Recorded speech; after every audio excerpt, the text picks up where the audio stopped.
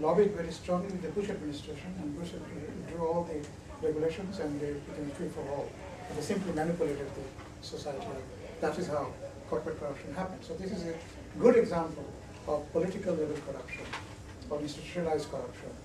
So that's what had happened. With world's, the other problem that we are seeing now, with the world's center of economic gravity shifting from the Western liberal democracy to the emerging markets, such as China, India, and other countries, which are definitely less democratic, there are questions about future global action on corruption control. For example, the Chinese are very active in the African region, particularly in offering money free, without any conditions, nothing. I mean, I know that Western democracies or Western donors are not particularly angels. They also have contributed to corruption and other kinds of misgovernance in many parts of the world. But at least there was some semblance of standards, norms, etc. But the Chinese are more interested in gaining political leverage and gaining access to the African market and other emerging market.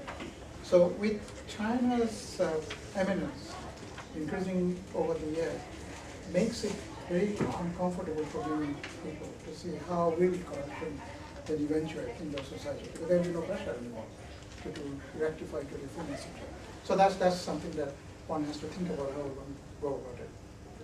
At the end of the day, basically the message is really is the country, the people of the country. They have to change. Internationally, you may or may not get support. And the recent UN Convention on Corruption may have created good opportunities for both cross-border as well as in-country corruption. There are certain stipulations, legislations which many countries have signed on. So there are some space now given to control international level corruption, cross-border corruption, and also in-country corruption. Let us see what has happened. Look at corruption within the context of governance and affairs. And this is a study that I was involved in before I left UN.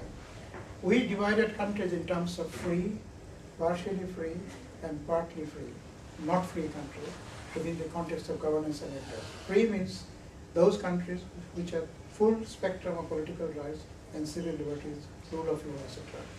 Partly free, that maybe if the countries have elections, democracy, etc., the rule of law is a problem in those countries.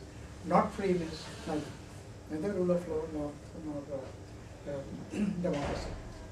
So what we found out, that the countries that are free, those that have full spectrum of political rights and civil liberties, are least corrupt. The WENA countries, means Western Europe and Northern American countries, including New Zealand, Australia, Singapore, and Hong Kong, fall under this category. Then countries that are partly free, approximately about 50 countries, experience moderate corruption. Israel, some examples, Israel, Spain, Dominica, Botswana, Malaysia, South Africa, and Namibia. You have seen that I have said against Botswana and Namibia deteriorating. Although they are moderate, but getting worse. And this gives us a signal also. We have seen that countries that are regarded as partly free have a tendency to slide back to not free. Because in those countries, rule of law is weak, and then increasingly they become weaker and weaker and become not free at all, or vastly not free.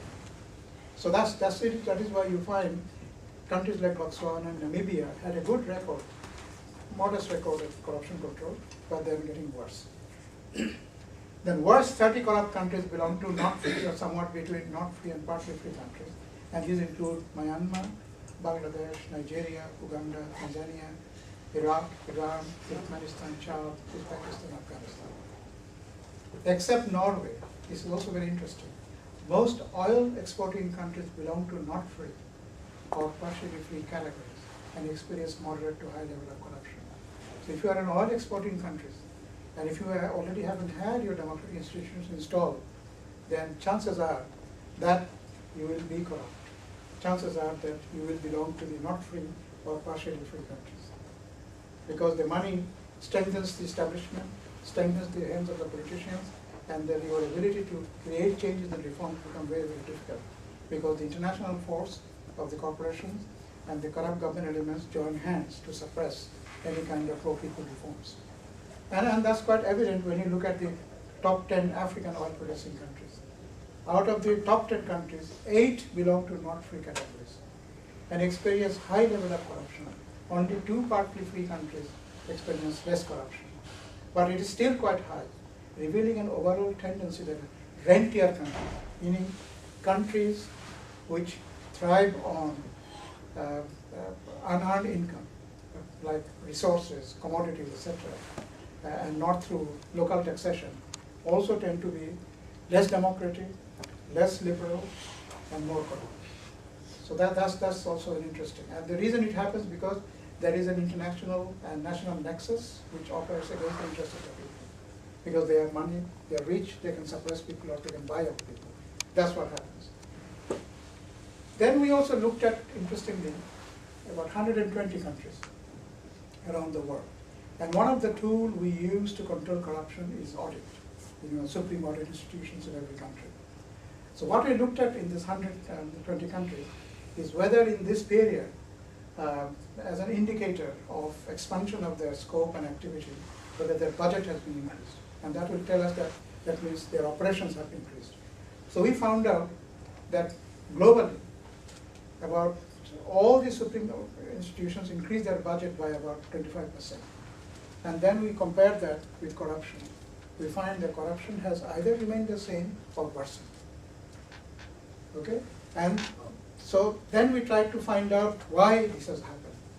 Then we looked at the governance issues. We find out the countries that are free, their audit is working well. Countries that are partially free, audit is not functioning fully well. Countries that are not free, audit is not functioning well at all. And the other thing is also, countries that are free invest more in accountability institutions. Countries that are partially free invest a little less, but countries that are not free don't invest in accountability at all.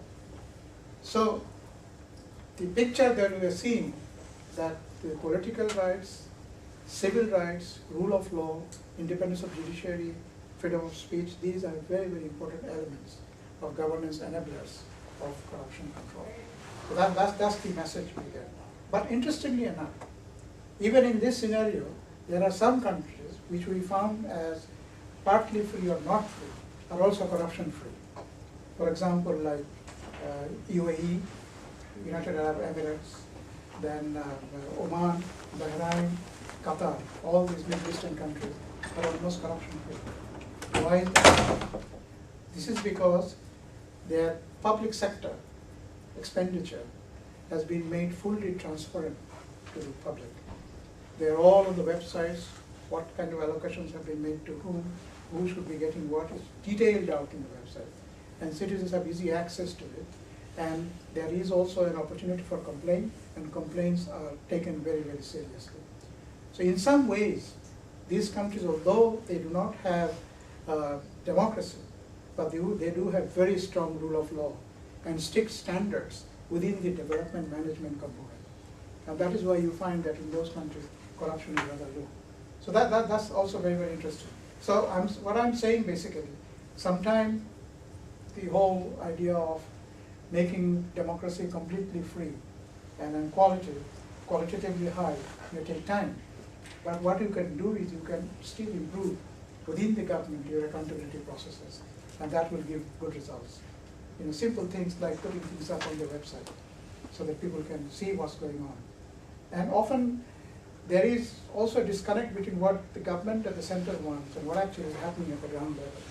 Government may actually want, in terms of some service delivery, that people should get it on time with quality equitably.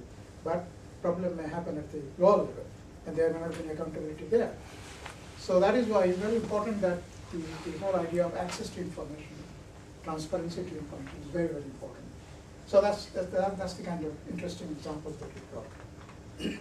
So the message we are getting basically, the sustained governance reform and the structures, improvement in the structures of development management, these are very important ways of achieving corruption control.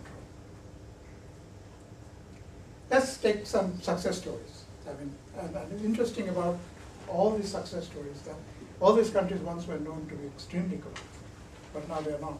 Singapore, for example, only about 30 years ago, its customs department was one of the most corrupt, and its public service is also quite lethargic. But what they did conduct a series of reforms And that is how they completely transformed a corrupt and lethargic civil service into the most efficient and corruption-free, with the most comprehensive governance and civil service reform. They carried out economic decentralization. That means a lot of the government budget has been devolved at the local government level, at the shire level. Then attractive incentive package for public servants. Singapore's public servants are paid exactly the same as the corporations. There is no difference. But they have made the public service structure very lean, very small. Then the department's rigorous recruitment process, only merit-based recruitment, nothing else, very rigorous. Performance-based remuneration and harsh punishment for deviant actions. Transparency in public spending, digitized completely. Strict adherence to rule of law. So all these things actually work together to make Singapore a very efficient, corruption-free public service. South Korea is probably one of the outstanding examples of corruption reduction. Only about 20 years ago, South Korea was one of the worst corrupt countries in the world. But with the introduction of democracy, with civil society activism increasingly, and also what has come out very clearly, with a clear leadership given by a particular president of South Korea, South Koreans have come up with some very interesting tools to control corruption. For example, citizens now have the right to actually ask questions about any project or public spending and all that, and demand audit, even though they are outside the government. So all they need is 300 applications, signatures from citizens. And if they doubt certain project, certain expenditure, and they make that application, the government by constitution is now mandated to undertake an audit. And once the audit is taken, then the civil society organizations are entitled to actually file cases against those defaulting parties, institutions as well as individuals. This is one level. So that means the entire audit process has been made citizen-based, accountability process. The second process is far more interesting, and that is that they also realize that we may have the world's best system. And here comes the behavioral issue. You have the best system, but if you have crooks sitting on those systems, they will manipulate somehow. I mean, American Constitution is probably one of the best in the world, which allows all kinds of rights, so you can name it. But give it to Mr. Bush, see what he has done. So similarly, if you crooks coming into the system, they will inevitably corrupt the system. So what they have done, they have come up with a system called personnel verification system. What it does, that once a government, once a political party nominates people for election, immediately civil society organizations go through all their background check and then come out in the public. And if some of them are not good, the government immediately changes them, government, political parties, they come up with a new candidate. Now once election has been done and a particular party is to form the government, the moment they announce the cabinet, nominate the cabinet, immediately by law, all the personal details of those individuals are made public.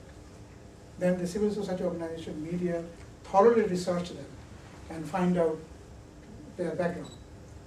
So much so that immediately after introduction of the system, in year 2002, I think, when the president nominated 15 cabinet members, and they checked and they found that one of them had some unlawful real estate dealing somewhere, another one actually used their influence to get their children admitted to prestigious colleges and all that.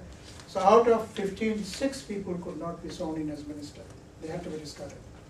Not only that, this personal verification system also looks into the appointments to the higher government positions like head of the police, head of the army, head of all the ministries and departments. First the names are nominated, then they start checking all their bank accounts and all that. And this has given tremendous result. So this is basically they have designed a system where keep the crooks out. That's the system.